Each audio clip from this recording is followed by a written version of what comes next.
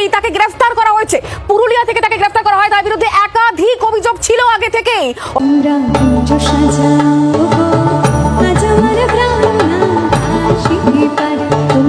রুকো যারা, সবার করো। না না দিদি, ওটা ঠিক জমছে না, আমি একটু জমিয়ে দিই।